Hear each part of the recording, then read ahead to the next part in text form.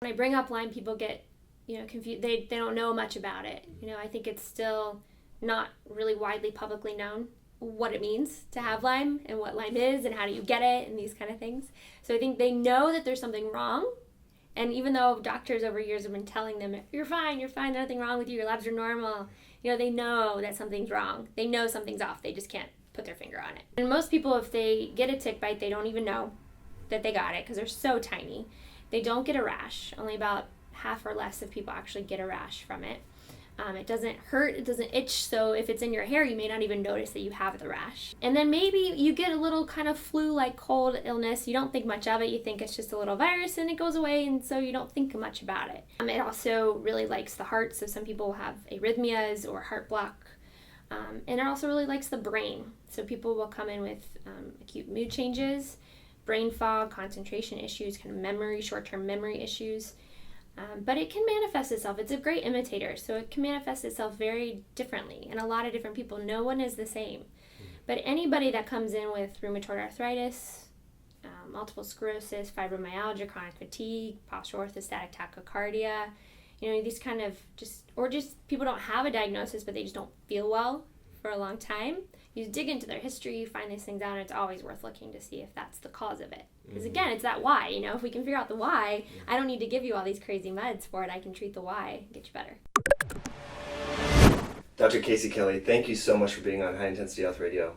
Before we dive into Lyme and all your specialties that you're treating here at WholeHealth Chicago, which is a wonderful integrative medical clinic, multidisciplinary, let's talk about your background. You come from a traditional medical path. What drove you to integrative medicine? Well, I went to traditional medical school at Ohio State and had some problems with it. Didn't love it. Part of the issue was we were taught to diagnose people and then give them medicine. And then when they got side effects from that, you give more medicine. And no one was asking why. No one was saying, why does Joe have diabetes? Maybe we should treat that. Maybe you should look at his diet and see what he's eating. Maybe this is causing it. So I started to look outside the box and see what else was out there. I decided to go into family medicine because it seemed like the most general, more holistic place to go in the Western realm. But even in that, I kept looking farther and farther and asking why. Because it wasn't just good enough for me to give somebody insulin. I wanted to know why. So I started going to conferences and reading about it and getting more and more involved and joining organizations that were like-minded and becoming more active in those. And so I just continued to do that along the way and knew that was my path. I always kind of figured that out along the way, that Western medicine, that wasn't my perfect niche. I needed to do the integrative functional side of it. Sure. I hear that story a lot where people either go into medical school and they know this is not what they want to do and they just pursue it afterwards, or they have some sort of personal story where they have their own illness and they become kind of disenchanted with traditional medicine because it didn't help resolve their underlying issues. Or they had a family member that got sick. That's the pattern that I see. Mm-hmm. So you're one where you knew initially that you didn't want to go down that route. So you graduated from your family medical residency. You landed here at WholeHealth Chicago and then went deep into treating Lyme disease and complex chronic illness. So talk about what spurred this interest in Lyme disease. Sure. I ended up at WholeHealth Chicago kind of serendipitously and found quite a great home here. It's a really unique practice, and we really started to love the patients that came in who had 500 things wrong with them. They've been to 500 doctors and everything was normal, but they still didn't feel well. And the other doctors just said, learn to live with the pain, go see psych. They didn't know what to do. They shrugged and kind of gave up. And those are my favorite. Good, let's dive into this. There's something there. Let's find out what's going on. And through that too, started to kind of hear about Lyme at a lot of different conferences, and the red light kept I need to look into this more, because you don't learn about Lyme disease in medical school. I think I remember you get a tick bite, you get a rash, you get 2 weeks of antibiotics, and you're done. And that was it.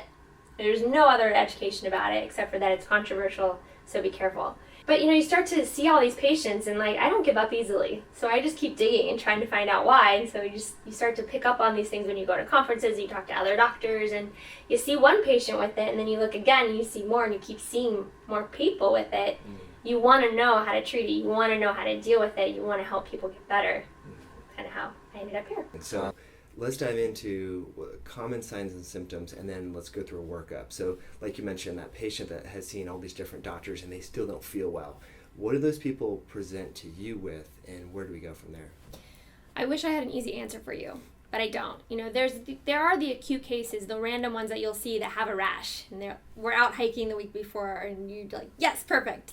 I'm putting you on medicine. We're going to treat this. That one's pretty easy and concise, but that's pretty rare. Most people, if they get a tick bite, they don't even know that they got it because they're so tiny. They don't get a rash. Only about half or less of people actually get a rash from it. It doesn't hurt, it doesn't itch, so if it's in your hair, you may not even notice that you have the rash. And then maybe you get a little kind of flu-like cold illness. You don't think much of it. You think it's just a little virus and it goes away, and so you don't think much about it. So, it can kind of manifest itself years later with all these kind of chronic illnesses. Typically, people will come with a lot of pain, joint swelling. It also really likes the heart, so some people will have arrhythmias or heart block. And it also really likes the brain. So people will come in with acute mood changes, brain fog, concentration issues, kind of memory, short-term memory issues. But it can manifest itself. It's a great imitator, so it can manifest itself very differently in a lot of different people. No one is the same. But anybody that comes in with rheumatoid arthritis, multiple sclerosis, fibromyalgia, chronic fatigue, postural orthostatic tachycardia, these kind of just people don't have a diagnosis, but they just don't feel well for a long time. You dig into their history, you find these things out, and it's always worth looking to see if that's the cause of it. Because again, it's that why, if we can figure out the why, I don't need to give you all these crazy meds for it. I can treat the why and get you better. Sure. So let's dive into why these people with Lyme disease have so many different symptoms. Like you talked about, Lyme loves the brain. It loves the heart. We know it goes into the joint tissue. Let's talk about the spirochete nature and how is it able to evade the immune system and get into all these different tissues. Yeah, it's a smart little bug. Yeah. It's a smart little bug. I think it's probably one of the smartest bugs that we know of out there. Its ability to adapt is insane. It's so smart. And it has several different forms, first of all. So there's about 3 different forms of the bug, and it lives in different parts of the cells and lives in different kinds of cells, and it morphs and adapts to each cell that it's in. So Lyme bacteria that are in your joints are going to be a little different than the ones that are in your brain, just because those are different environments. So they're going to adapt to that environment.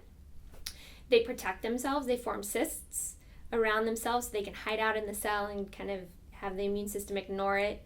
And they can hang out there for a long time until things are calmed down, then they can come back out. They create biofilms, which are these mucousy, sticky substances to protect themselves from the immune system. But they also they actively suppress the immune system. So even if your immune system's trying to fight it, it knows it's there and it wants to get rid of it, but the immune system weakens the force. So the immune system itself can't fight it off. It's a smart bug. Wow. It's a smart bug. So that's called, I think, antigenic shifting. Is that one of the ways? Yep. And there's a term, I can't remember exactly, but the bacteria can kind of shed its cell membrane and go inside the cell and invade itself. Yep. So when you start to treat it with the antibiotics, then it can kind of move around and undergo these different personalities. Yep. Which makes it really complex. And then to add insult to injury, we have the Lyme co-infections. So you could have Borrelia burgdorferi, but have Bartonella, Babesia. So let's talk about then the co-infections now, I suppose. Yeah, co-infections, I always tell people Lyme is lonely. It always brings its friends to the party. So it's usually someone has at least one, if not 2, bugs hanging out. In this area in the Midwest, we typically have Anaplasma ehrlichia, Bartonella, Babesia. Those are the most common co-infections, but Mycoplasma pneumonia is another one that I see a lot. You can have lots of different viruses that come along, chlamydia pneumoniae. It can also interact with Candida. I don't necessarily think Candida comes with it, but because of everything that's going on, someone can have a Candida overgrowth issue because of all of it as well. And all of these bugs cause different symptoms in and of themselves, but they're similar to Lyme. And they're similar in the fact that they cause a multitude of different symptoms, and they can all just kind of smolder under the radar for years and cause these issues. And the labs aren't great for it, so as the diagnostician, you have to kind of really look into that history and ask the questions and see what the symptoms are, and then try to fit it with the bugs that may be there. Right. Yeah. Interesting. So any symptoms, we talked about migraine aches and pains, neurologic disorders, heart issues, but any symptoms that really throw off that red flag, we're like, all right, we need to dig deeper. Anything that kind of triggers me to test for it, it's kind of some of the big autoimmune illnesses. If someone comes in with rheumatoid arthritis, multiple sclerosis, fibromyalgia, I'm going to just kind of test them across the board because it's so common. These cause these symptoms so commonly. It's worth at least trying to rule that out. Sure. Like, okay, that's off the table. But again, it's just these kind of people that come in with these chronic issues that no one can figure out. And it's been going on for years. They can be cyclical in nature, so they can be, every month or so the symptoms get worse, or for kind of no rhyme or reason they get better and then worse. When you're just kind of, you have to start to think about that as an issue. These chronic infections underlying it, irritating the system, causing those symptoms. That go undiagnosed. They fly under the radar and docs don't look for it. Mm-hmm. Interesting. So do most of these people innately know that they have something really complex going on like Lyme?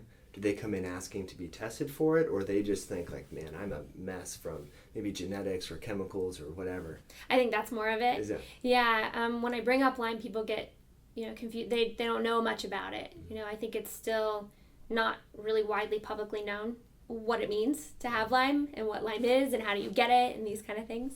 So I think they know that there's something wrong. And even though doctors over years have been telling them, you're fine, there's nothing wrong with you, your labs are normal, they know that something's wrong. They know something's off. They just can't put their finger on it. So let's talk about working the patient up. There's a few different labs. Which one do you recommend, and how do we go about that? The best Lyme test that we have here in the States right now, I think, is the Western blot. And the Western blot is looking at the immune system's response to different proteins on the bug. But you have to use the right lab. These regular conventional labs only look at one strain, and they leave out about 5 different markers for the bug, for lots of political and vaccine issues and other things. Which you can still, I will still do that sometimes because money issues, and sometimes that's all it takes, because if there are enough positive on that, then it's a positive. But the better labs are the Lyme-specific labs, like IGeneX, that do 2 strains, and then they look at all of the strains of the bug, but that's out of pocket. Mm-hmm. So there's a little bit of money issues there, but that's the best test that we have right now in the States. But you have to look at it, you have to know how to read it, and you have to kind of look at it objectively in the whole picture, and because the CDC has very strict positive results for that, and ILADS is the International Lyme Associated Disease Society, has different, positive results for that. So generally speaking, I'll start with one of those. If I can do the IGeneX one, then that's where I'd prefer to start, because that's the better lab. Yeah. It's going to give us a better idea.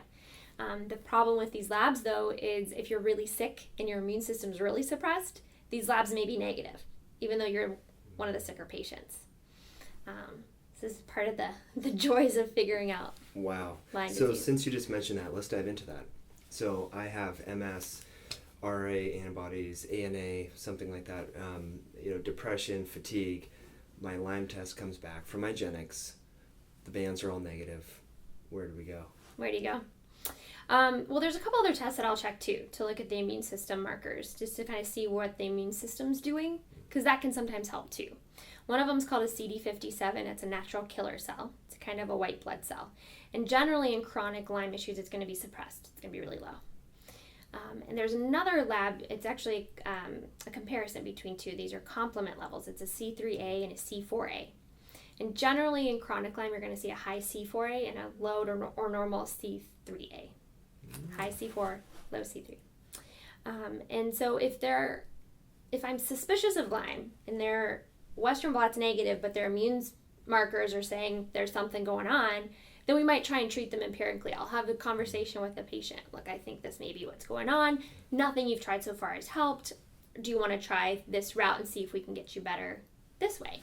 We don't have to do antibiotics. We can do some herbs. We can try some other treatments. And then you can repeat that test later. Usually, if they're negative because their immune system's so run down, once you start treating them and things start to replenish and rebuild, then you can retest it and it will actually come back positive. That's really neat. I've heard of CD57, but didn't know that you could test complement for Lyme. Yeah. That's really great. I think people are going to love that tip right there. So let's talk about some of the herbs and botanicals. So we come back, we just talked about the patient that is not positive for Western blot, but their immune system is suppressed, And what are you doing there? You mentioned just like generally herbs and botanicals, but how are you getting their immune system to kind of wake up or get responsive so that we're starting to see these antigens from Lyme? Well, we use herbs in combination with antibiotics a lot, but sometimes I'll use them just by themselves, especially in a really, really sick patient. If they're really, really sick, then I'm not sure if their body can handle the antibiotics, because the antibiotics are kind of like a cannonball. They're pretty strong. Yeah. So sometimes starting with the herbs can be nice because herbs are antimicrobial, but they're also really immune supportive. So for example, like cat's claw actually supports CD57. So if they have a low CD57, the cat's claw can help build that up. It's also anti-Lyme. So, you can start to use herbs in that sense too, just to kind of, let's try and kill the bugs and increase your immune system at the same time. See if we can get a response from that.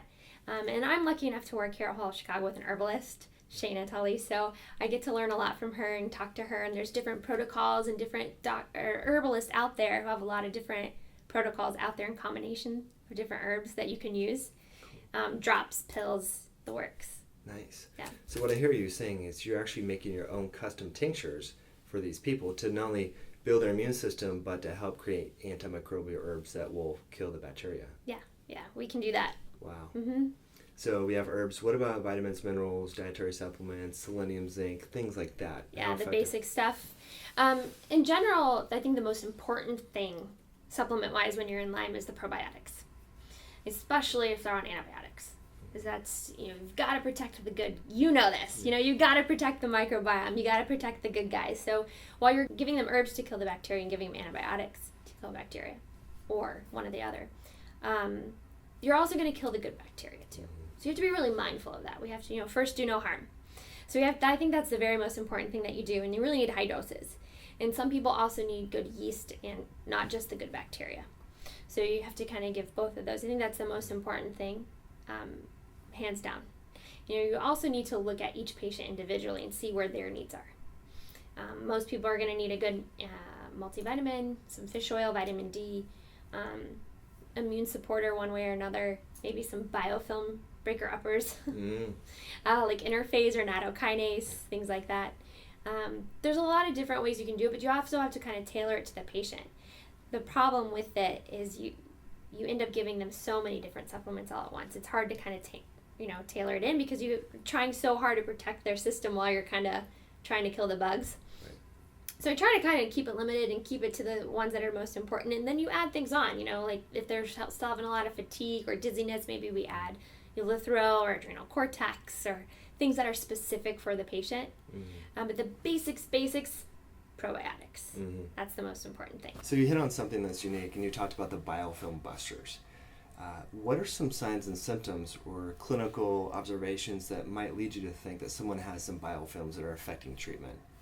I think in general, most people have a biofilm. You just kind of have to assume, yes, the Lyme is smart. Yes, the Lyme wants to protect itself. Yes, you probably have a biofilm.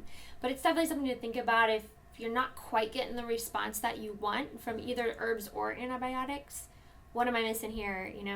Using something that can break into that biofilm lets those medicines get to the bugs better. So you have a better response. So it's definitely something to look at if they're not getting better. But I think just generally speaking, assume everybody has one and go ahead and treat it. Right. Yeah. Awesome. Okay, good stuff. Now you mentioned cannibals, talking about the antibiotics, which is a great visualization, gives people an idea. Let's talk, I know the CDC recommends if you do get a tick bite, I think it's doxycycline for 3 weeks or something, which you probably don't think is enough. So let's talk about acute treatment with antibiotics, and then let's get into those patients who have been flying under the radar and they've been sick for years. What's your protocol? So there's no protocol. There's no protocol because everyone is so different and unique, which makes it so challenging, but also makes it fun. So you kind of have some ideas in your head that you kind of think of, but everyone's so different, you have to really be flexible and able to adapt to everybody. But when you have an acute issue, if you're not allergic, doxycycline's the recommended one, especially in this area because Anaplasma neuralakia are so common with the ticks too, and those are treated very easily with the doxycycline. I would say at the very least a month of antibiotics with an acute bite, especially once they have a rash or response, you can check their Lyme Western blot. If that's positive, then you definitely want to give them at least a month. And then I'd probably transition to herbs for another month or so and just keep an eye on them and watch them and make sure their symptoms are not evolving in any way. And then you're probably okay, but they definitely need to be watched. If they're not getting better, then you want to keep them on the antibiotics for longer, switch to a different one, or kind of reestablish like what else may be happening. But if you're lucky enough to catch it right away, chances are you can treat it within the first month or so. Nice. Chronic Lyme is a very different issue. And that requires a different duration of treatment for everybody, a different kind of treatment for everybody. There's no protocol. Generally speaking, you need at least 2 antibiotics if you're going to give them antibiotics. And I do think that most people need antibiotics for at least a few months. Even if you start on herbs, you're going to eventually probably going to need antibiotics at some point. And it varies, but I would say the least I would ever put anybody would probably be 3 months. Oh, wow. And that would be a very quick, easy, I'm better after 3 months, and then I'll switch them to herbs and kind of transition them on. Most people need to be on them for a lot longer, but it varies. It depends on how long you've been sick and how sick you are. So if you've had it for 15 years, chances are you're going to be on them for a while. So get used to it. We're gonna stick this out, kind of be on them for a while. But you need to use at least 2 antibiotics because there's different forms of the bugs. And no one antibiotic treats all the forms of the bugs. So you have to use at least 2, if not 3, different antibiotics. And there's different ways of doing it. There's some medicines that we pulse, so you take it just a couple days a week. There's some medicines you take just Monday, Wednesday, Friday. There's some doctors will do 3 weeks on, 1 week off, 3 weeks on, 1 week off. There's no right or wrong. It really is going to depend on the patient. Basic ones to start with, doxycycline. That's a really common one. And tinidazole is another one that I use. That's the cyst buster. Oh, nice. That one's the one that goes in and breaks up the cysts. But there's also cefuroxime, clarithromycin. That combination works really well, plus tinidazole. Almost everybody ends up on nystatin too, which is an antifungal. I mentioned that a little bit earlier, that yeast can be an issue, especially when you're on antibiotics. So you have to kind of watch that, make sure they're getting their yeast under control as well. Right. But there's several different, there's a good handful of medicines, and it depends on what co-infections you think may be there too, and you kind of add things on or shift things around. If they're not responding well enough, then you can change them to something else. Now I know why probiotics. Makes a lot of sense now. All these different medications. So I've heard a lot about tinidazole. Do you want to talk about that? Sure. Tinidazole is a medicine. It's a cousin to Flagyl. A lot of people have heard of Flagyl or metronidazole. It's used for a lot of traveler's diarrhea and gastroenteritis and that kind of stuff. So same kind of medicine. But what this does is get in and breaks up the cyst. So the cyst is that protective wall that these bugs can, burrow and hide themselves in. And that's the medicine that will get in there and break that up. That's usually the medicine where people feel the worst when they're on it. So that's one of the reasons why I only do it a couple of days a week, to try and give them a little bit of a relief. But that goes in there and breaks up the cysts, so it releases a lot more bugs into the system. Cool. And that's when you can use doxycycline or clarithromycin, cefuroxime, something else to kind of sweep the streets. Nice. Afterwards. Yeah. Mm-hmm. So let's talk about yeast. So we're taking a lot of these antibiotics. Maybe we're creating a little bit of dysbiosis. We throw in the probiotic, and you mentioned probiotic yeast, Saccharomyces boulardii. So let's talk about Sac boulardii, and then what are some other signs and symptoms? Because people may have yeast. I mean, sometimes I get a periodic rash that will appear, and I'm like, do I have Candida? Not to throw this all in one thing, but I think Candida is not really as well published or understood, at least in medical literature. If you type in biosis and SIBO and non-alcoholic fatty liver, you can pull up all these studies. You type in Candida, albicans, there's not a whole lot there. So let's talk about your experience with that, signs and symptoms, and what do we do to kind of get rid of it? Yeah. Candida, as Western medicine thought, you're not going to get an infection. I mean, there's a couple things. One, women get a yeast infection, and they get a day or 2 of diflucan and they're on their way. Or 2, they have something like HIV that really compromises their immune system, and then they can get really, really, really sick with a yeast infection. Yeast Candida overgrowth is a different thing altogether, and that's kind of in this integrative functional medicine world. You learn about these things, and lots of different things can bring on a Candida overgrowth. Too much sugar, too much stress, too many antibiotics in your life. Even if it was, back in high school you took tetracycline for acne, that can kind of lead to an issue down the road too. You're going to have a gassy gut, a lot of bloating, uncomfortableness, and maybe worse when they eat sugars or carbs. They can have skin rashes, and they can be anywhere. But can be itchy, cannot be itchy, can be just a skin rash somewhere, jock itch, ringworm, toenail fungus, athlete's foot. You have those things that have flaky scalp, dandruff. That can also be a Candida issue. But they're also going to have brain fog, concentration issues, focus problems as well, because those Candida toxins can create issues in in the brain. So that's one of the things that you really have to watch for when you're treating Lyme. One, you want to see, like, do they have this before I treat them for Lyme? Do I need to deal with this now? Or if you're giving them antibiotics, you're killing the bacteria, which usually keep the yeast in check. So all of a sudden, the Candida don't have these bacteria lording over them anymore, and so then they can grow. So that's when these symptoms can kind of come along, and that's why most people on antibiotics long-term end up on nystatin as well, to keep that balance. And that's why the good bacteria are important, and also the good yeast probiotics, so the Saccharomyces boulardii. Just to kind of, we really need to make sure that the good guys are winning in this fight, so that's where you have to really load them up and be careful, and just watch for it and treat it when it comes along. Wow. Really well said right there. As you're talking, I was thinking about that we need to clear a lot of this stuff, so then we need to look at the liver. So we know the liver is really important in detox and stuff. So what do you do for the liver, I guess, in terms of do we look at liver function tests, liver enzymes? Should we track those? What are your favorite herbs and botanicals and nutrients to keep the liver firing so that we can clear all this bad junk? Yeah, the detox is really important in Lyme treatment. As you're killing the bugs, you're increasing all the toxin load into your system. So you have to really work on clearing it out. And you also have to notice too that these medicines also get filtered and changed in the liver. So there's an extra strain on the liver when you're giving people these medicines. So you do have to check them on a pretty regular basis, every month or so, to make sure everything's okay and that grossly the liver is doing well. Right? And if there's things are changing or shifting, then you need to stop the medicines, reestablish, see what else is going on. But just detoxing in general is really important. If they are having liver issues, you can always give them milk thistle, dandelion, these kind of things to help with the liver itself.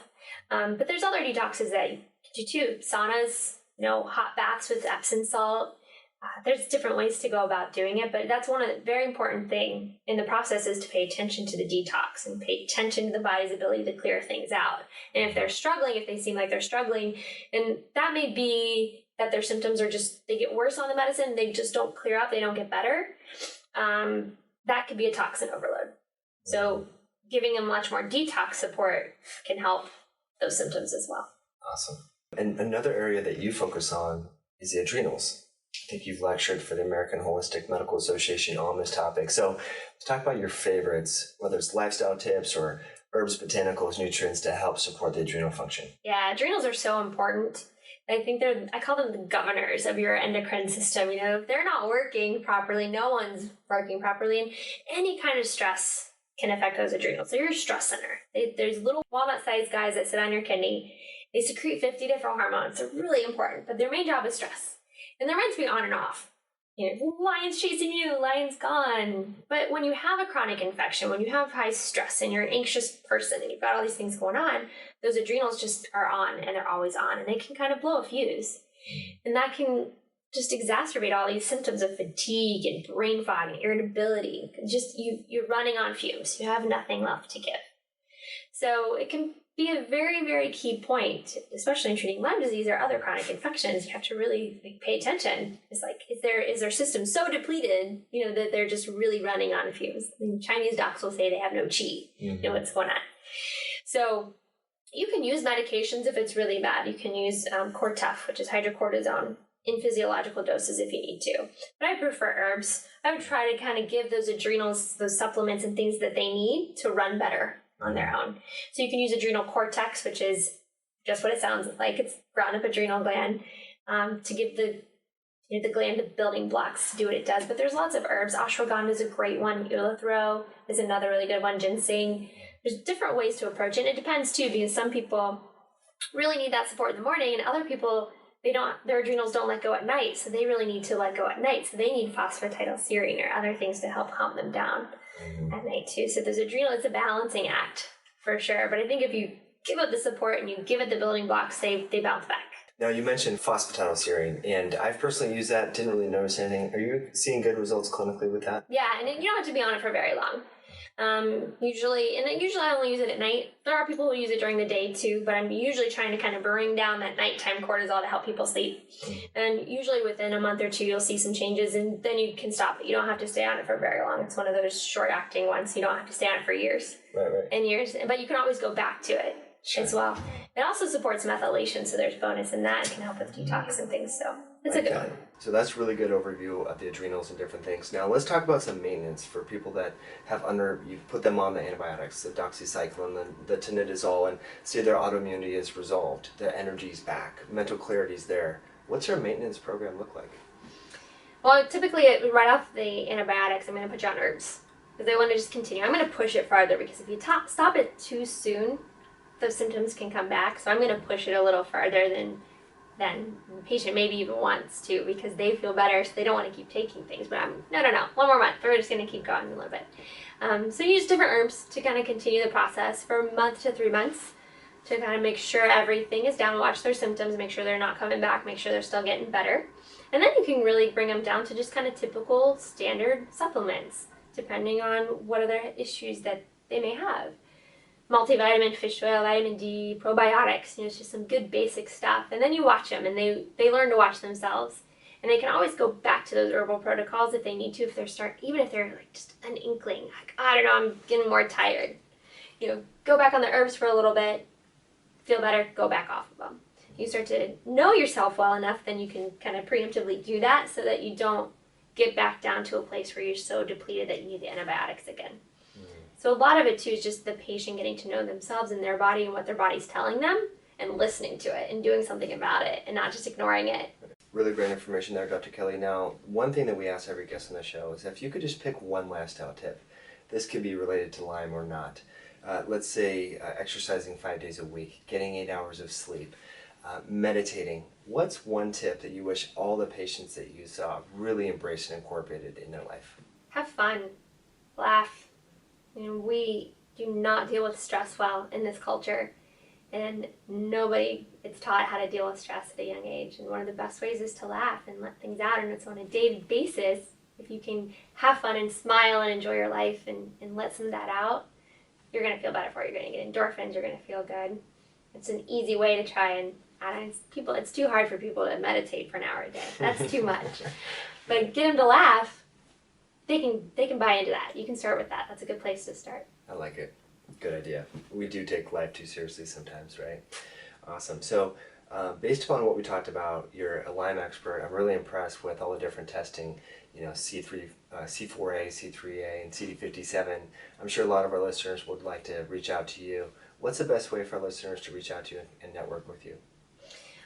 Well, you can start by going to our website, www.wholehealthchicago.com. You can email the front desk. They'll get a hold of me through that way.